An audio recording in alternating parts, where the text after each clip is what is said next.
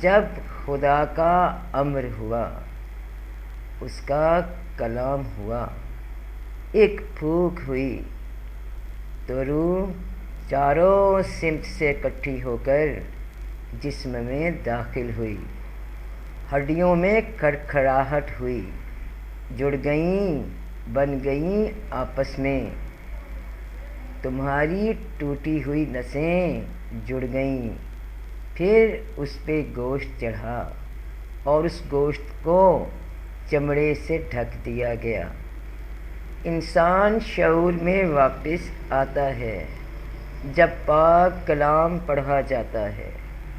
تو روح چاروں سمت سے متوجہ ہو جاتی ہے تجھ پہ، اور جب تیری روح متوجہ ہو جاتی ہے تجھ پہ تو متوجہ ہو جاتا ہے اس روح کی طرف رب پاک۔ رسول اللہ صلی اللہ علیہ وآلہ وسلم کا فرمان ہے، پروردگار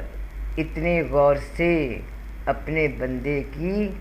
کوئی بات نہیں سنتا جتنا وہ پاک کلام کے قرآن کے الفاظ کو سنتا ہے، کان لگا کے سنتا ہے۔ کوئی دعا کرنی ہو،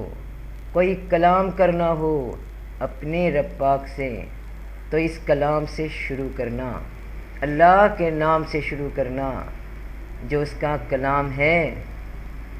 توجہ دوڑے گی تیری طرف